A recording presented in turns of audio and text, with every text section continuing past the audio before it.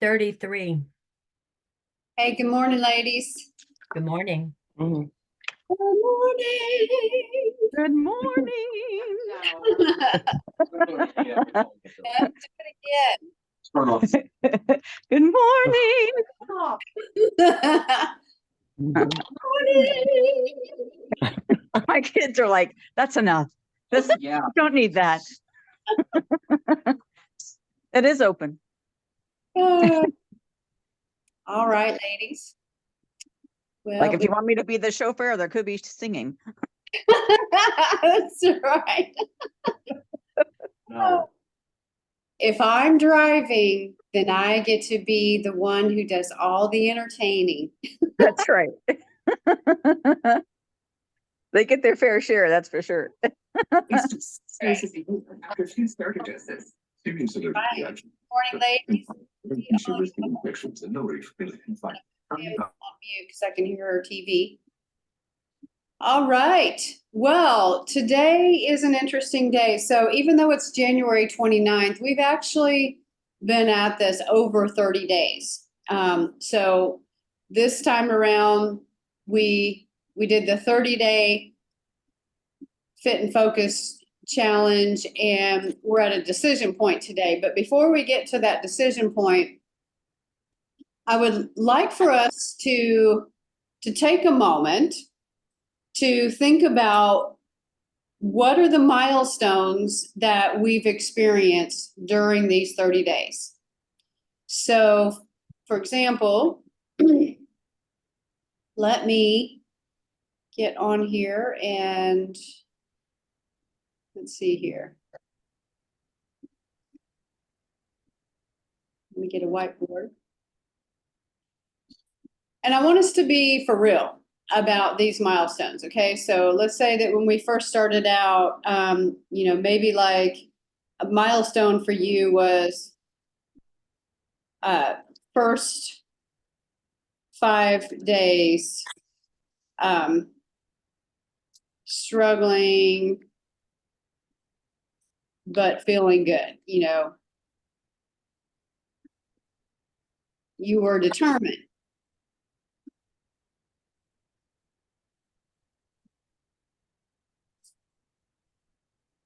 So let's say that you had this goal around 10 days, okay? So that was a milestone for you. And then let's say that next after that you got into the swing of things. Feeling good. Let's say that in these next few days that you actually dropped like 7 of the 10 pounds, right? And you were excited. All right, and then let's say that the next milestone, or the next thing that happened was started rationalizing.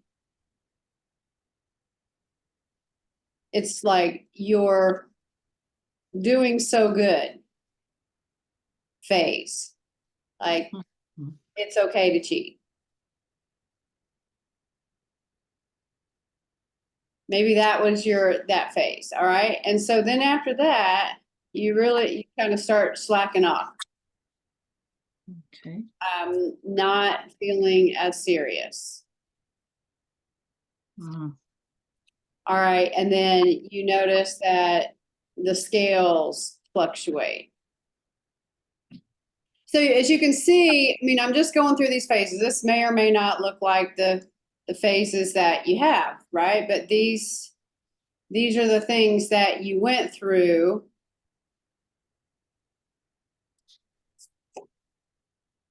All right, and I'll just kind of fast forward so you want to end up where you are today. So however you're feeling today, maybe today you're feeling a little bit disappointed because you got off plan. Maybe you're feeling guilty, or this could be, you could be the opposite. Maybe you're really happy about what you've done. Maybe you said, yeah, I've dropped my 10 pounds that I said I was going to drop. It could be that. So I want to give you a moment. I know that some of you are getting in the car or whatever, but I want to give you a moment to process this before we start talking about it. So I'm gonna give you about 3 minutes to identify your different milestones. And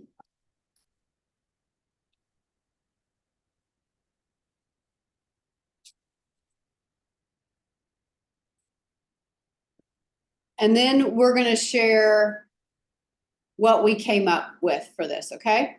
Okay, so about 3 minutes to put that together.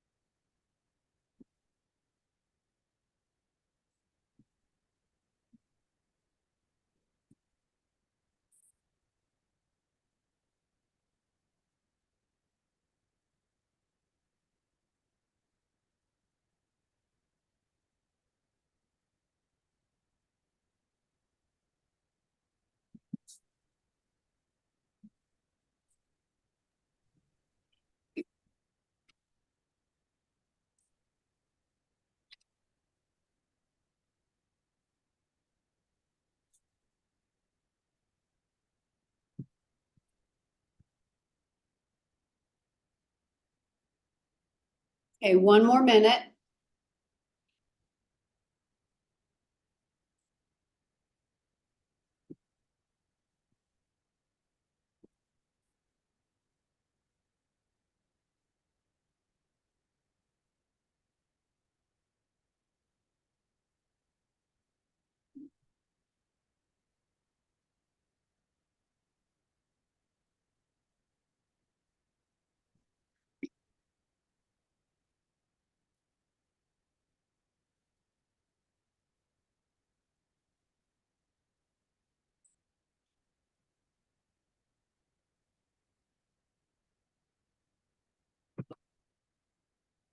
Okay, so let's go ahead and check in. I want to give each of you a chance to share what you came up with. And as we're giving our undivided attention to the person speaking, I want you to think about, as you're listening to their journey, are there places in their journey that you can really relate to? Like, yes, I went through that. I was struggling with that, or yeah, I felt that same way. So we want to be able to relate to each other. And so I'm going to start with Catherine first. Okay. Hello. Sorry. Yeah, well, I would say, I mean, for me, the biggest thing at this very moment anyway was maintaining the program while I was out of state. I think I had mentioned that I didn't have a scale that was working. So that was, and I'm really good about weighing myself almost every day. because I just want to make sure I'm doing what I'm supposed to. But so that was a little uncomfortable not to do that. But then I tapped into other ideas that we had talked about before, or things to recognize, and that just, how your clothes feel and all of that. So I just kind of felt, if I wasn't bloated and, just paying attention to the signs that our body gives us. Mhm. So I really just honed into those things. And so I felt like during that trip, because it was nearly 2 weeks, and I think I did pretty well. Yeah, so I Okay. feel good about that. Okay. All right. And so when you think about the start of the 30 days, Catherine, how would you describe your mindset just even in the first 5 days? It was good. Usually when we start like a detox or something like that, I really lock it in. You know what I mean? I really commit to that detox. And I will say though, well, you know what though? We started that detox on January 1st, didn't we? Yeah. Yeah, actually. Well, okay, thank you. I'm thinking I forgot about, because that was the day my mother passed away. So actually I did have some challenges that week just staying focused on Yeah. the program, but I still knew I was in detox, and I didn't even want, something so sad to deter me. So I think I probably did get, in fact, I do remember that day because everybody was over at my house. So, but anyway, probably day number 2 is when I locked it in, and I said, okay, well, even in spite of my circumstances, I still want to eat well. I've got to have clarity. I've got a lot ahead of me, and I wanted to stay focused and, keep up energy even. So Yeah. I stayed on program, even through all of this. So that's what I would say. But usually every other detox or start of a phase or a certain cycle, I always try to stay as, focused and really commit to what we're doing. Yeah. Well, and I had to do that because when we think about our milestones just in this 30-day challenge, we notice that over time, our mindset tends to shift from one thing to the next. And I want us to be hyper aware of the difference in mindsets that front versus, when we first start and how we are locking it in. And in your case, you had a life milestone to come in. So that's going to make things wobbly. But in general, when we first start out, we're determined. It could be that we've gotten sick of ourselves or we really want to accomplish this goal, but then things happen. Mhm. Mindset shift. And so I just want us to be aware of those as we go through those. So Sharon, why don't you go ahead and go next? Well, you pretty much read my mail. That whole thing was pretty much me. Yeah. But the thing I think I've learned is it's okay. I'm not going to beat myself up. I'm making choices. And the fact that I'm suffering the consequences is another eye opener, which you know that, but do you really know that? Yeah. So some days I win the fight, some days the food wins the fight, but I'm not quitting. I'm going to continue. And so life goes on. You don't have a lot of control over some of the things in your life, and it's a more reaction than program. Yeah. So anyway, I'm just learning not to beat myself up when I make a choice that probably isn't the best for me. So I'm still down from where I started, and I hope to continue going down, but more importantly, really seeing the signals when I eat something that I shouldn't eat. And is it worth it? That's the thing. Yeah. And we get triggered. We know that we spend a lot of time in this group working on those emotional triggers. Right. And just curious, Sharon, since for this last 30-day segment, how many pounds have you actually lost? Well, I got down as many as 10, and then I'm back up about to, well, I've probably gained back maybe 4. Okay. So, and I know when you go and you eat things that are not good, your inflammation kicks in. So Yeah. how much of that is water, I don't know, but my clothes still don't feel as tight as they did when I started. So I'm glad about that. So, Okay. All right. All right. So let's go on to Irma.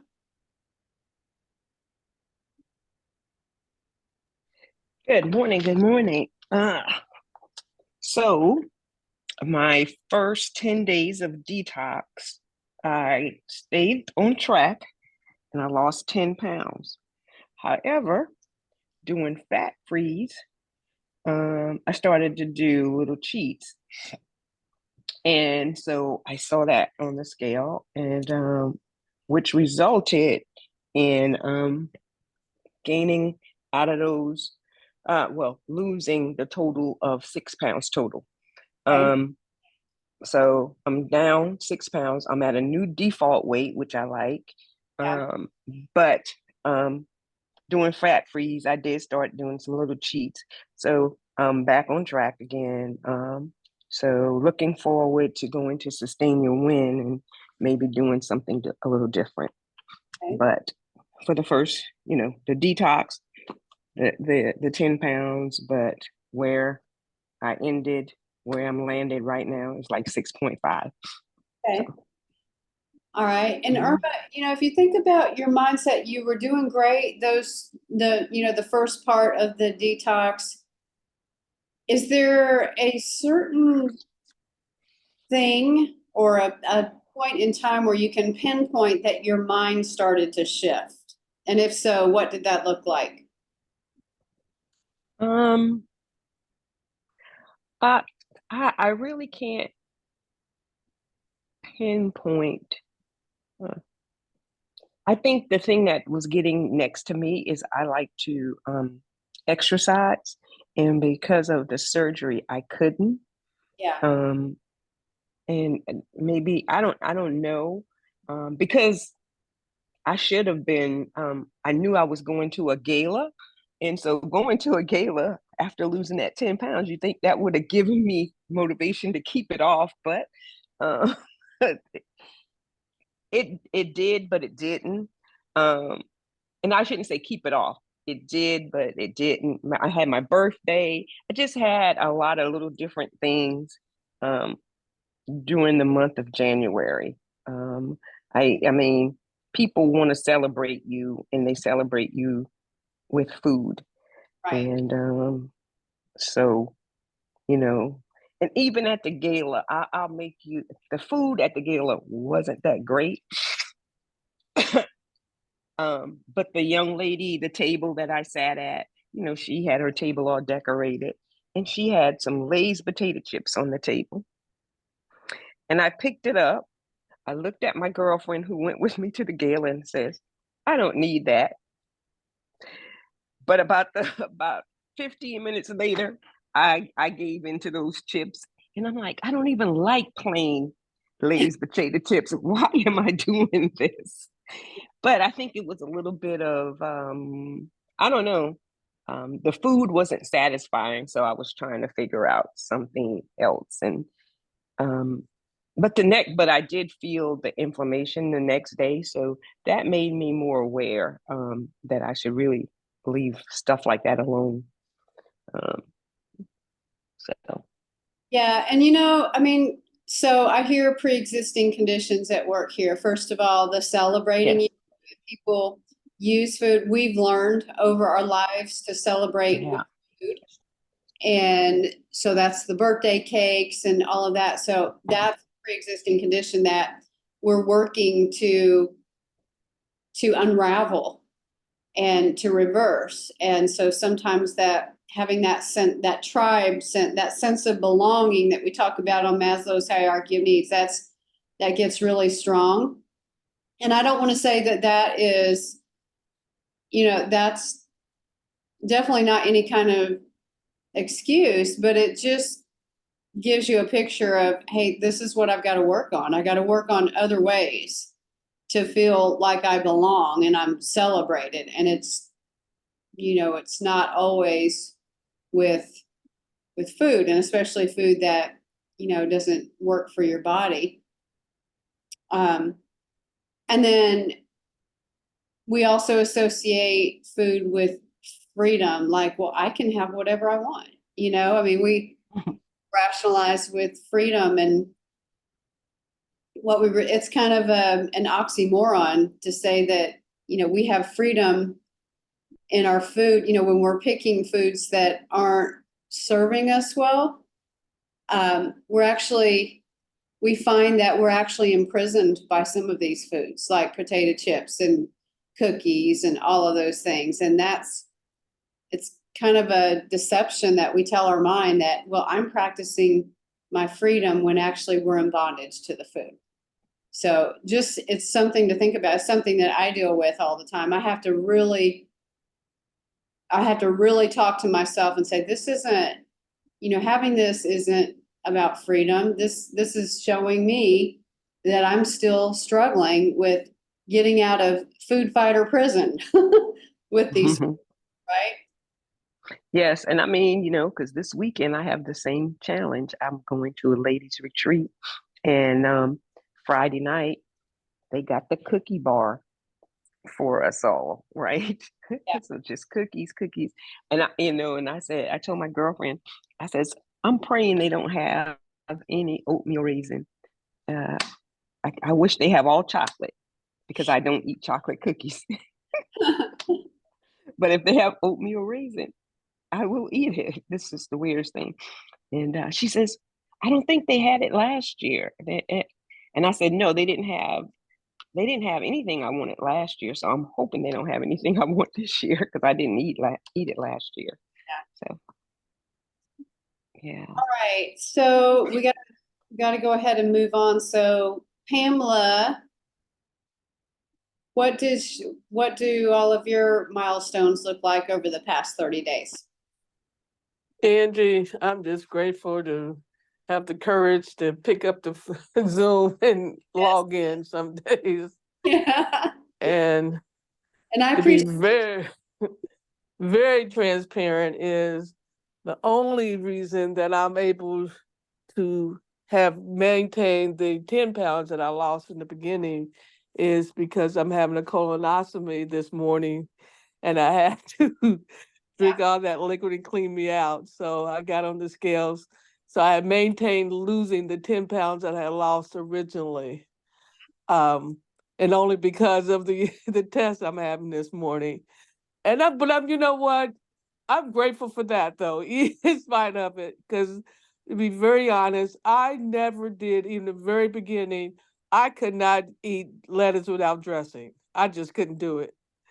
So I had, and I was I think I only had like a tablespoon of dressing, but again, I would have, or just to have salt and pepper on my vegetables. I'm like, how bad can Mrs. Dash be? It's supposed to be, so I kept justifying the whole time, you know, not doing exactly as it was designed to do. But I was losing weight. So, so that was kind of, but see, I'm losing in spite of. And then actually the other engine I kind of had the conversation is, when I lose it fast, I gain it right back fast, and I gain more than what I've lost. Right. And that's something I didn't want to do. So I was struggling on all ends and all spectrums, the whole scenario. But I did again lose the 10 pounds, and I was, grateful. I am still grateful to be down those 10, because I've come a long way from where I was even before that. I'm on Ozempics, and so I had lost a substantial amount of weight when I first started onto that, but I hit a plateau, and then starting this, I got 10 pounds more down. So wow, but again, the struggle of peeling back all the emotional and the thought process, and I am more aware, definitely more aware of the whole weight journey. I didn't share with the ladies. I think I did, maybe.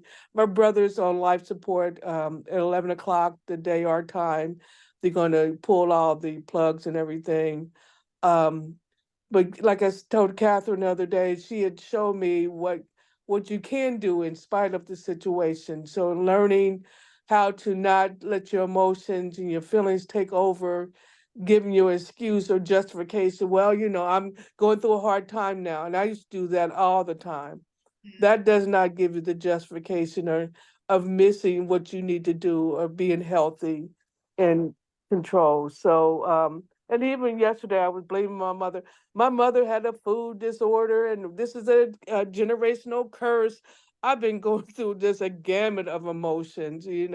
But my niece actually was the one to tell me, but you're an adult. I mean, that was different growing up and how she did things. But now you are an adult and you have to take responsibility for your action and things. I mean, it happened in the past, but you have to make the determination. So that's where I'm at this morning. Is daily that I have to make the decision that I want to live a healthier life and want it for a lifetime. And so that's where I'm at.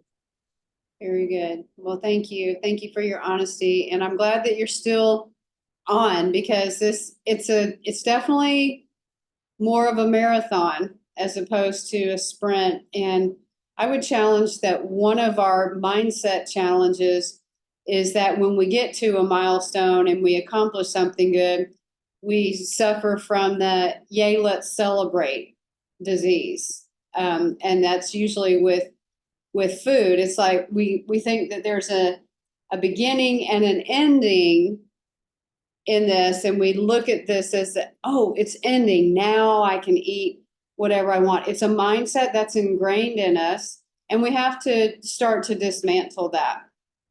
When we get to those milestones, but you just keep coming, keep going, Pamela, because you become what you surround yourself with. And you have a group here that is fighting along with you. We're fighting our own journeys, but we're fighting with you too. So I'm glad that you are a part of this. All right, so Peggy, go ahead and share what your milestones have been over the last 30 days. Okay. All right. I wrote it down, so I'm going to read what I wrote. I put on rationalizing to the plan, not saying it's okay to cheat, but my actions are saying it's okay to cheat. As I have increased my exercise, I'm burning more calories. So I'm seeing that as a okay to cheat and my excuse and reasons to cheat. But the scales are fluctuating. I have lost 10 pounds. I'm playing with 2 or 3 pounds. But I noticed when I was being serious on the plan, my bowel movements were regular. So now I'm getting that constipation back. Yeah. Okay. So, and if you think about your mindset, Peggy, as you were going through, how can you define or see a certain place where your mindset started to shift from where you were at the beginning of the detox? Because I started as determined, but I think it shifted as in like, okay, I got this, it's working. But I really didn't have it because I'm still struggling. Yeah. Yeah. And so we can get caught up in the short-term successes, and it really takes, according to research and brain science, it takes about 21 to 23 days for you to really establish a new habit. And once you get past the 30 days, if you're doing it for 30 days, then you know that something has stuck there. So a lot of times we get past the 10-day mark and we're like, yay, I made it, but we're not quite there yet. So yeah. So it's just a matter of you're going to get a chance to do this again. You're going to get a chance to do this again. We're going to talk about that here in just a moment. So Lydia, I do want to check in with you real quick. So we've been identifying our milestones over the last 30 days. So what would you say are some of your milestones? Well, of course, I've been struggling with a lot of inflammation and other challenges, and then finding out that I had candida overgrowth, which was showing up in my skin and my mouth and everywhere else. And which was you know, creating some of my challenges I was having. And so, you know, understanding with all that going on, I'm really thankful that, I mean, I'm able to, you know, keep off and maintain the 9 pounds that I lost, and then lost, I mean, last count was over 14 inches. I need to remeasure yet, but just feeling better. The brain fog has really diminished, and it's nice not to feel fuzzy all the time, because that's been a huge problem for me. And you know, and after when I had COVID over 2 years ago, you know, brain fog is seen as another long-term effect from COVID. And I had brain fog before COVID, and then after COVID, I felt like I was just an idiot sometimes, because I was just having a hard time really just finding simple words. And so it's nice to be able to feel cleared out to where I'm not searching for words anymore. So that's been an extra blessing as well. So, you know, I'm determined to really continue and to lose more weight, and just to get myself even healthier, just so I can, you know, feel better, as well as just, you know, be more of a help for others as well. It's just like, if I'm down and can't manage and I'm in pain or all the things, and it's not easy for me to sustain me in other parts of my life. So just really need to stay focused. I'm wanting to be down another 10 to 15 pounds by May. And so that's my goal right now. I'm really wanting to lose all this weight over this year. I'd like to lose a total of 50 pounds, if not more, but that's my goal. Because it's just hard for me to keep lugging all this around, and just how I feel. So Yeah, I can tell that you've dropped. I mean, just looking at you right now, I can tell a difference. So you've definitely made progress, and I'm excited that you want to keep going. And your goals are extremely doable. yeah. Just ask some of these women in this group. They know they've gotten to that place where they've really been determined. So so this leads to something that I want us to think about today and be prepared to come on tomorrow and discuss. First of all, I want us to talk about and think about tomorrow, what is it that makes us not care anymore? You know, as we're walking through this journey, one of the reasons why I wanted us to look at what we went through the process is there comes a point where there's something in us that says, I don't care, and you abandon the plan. What is it that really causes us not to care anymore in that moment? So I want you to think about that. And then on the more practical side of things, you get to make a decision in terms of where we go next in the plan. So we're technically done with the 30-day detox that we've created, but now what do you do? So you have choices, and I want you to think about what choice is best for you. One, you can start this 30-day detox all over again. You can do it again.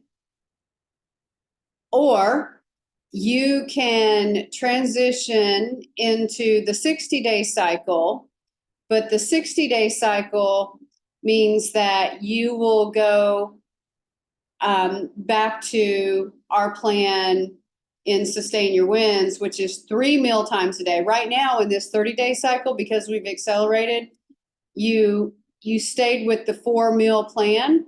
So you would be dropping 1 meal.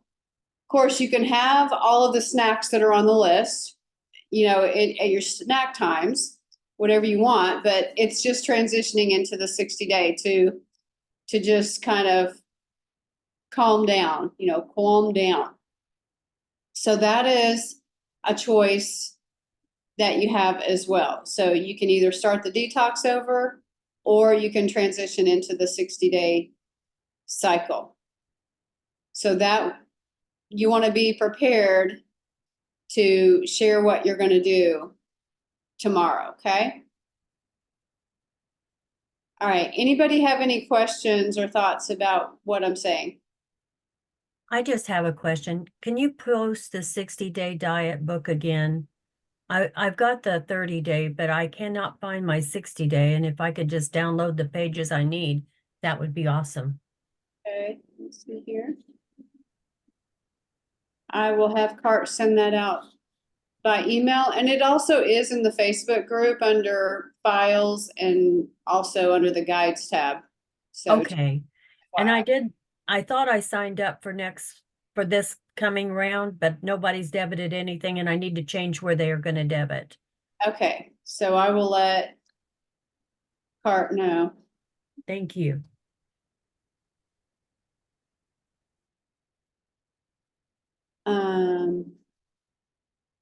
Okay. So we will get that squared away. We will meet back, same time, same place tomorrow and continue our discussion. All right, bye, everybody. Bye. Bye.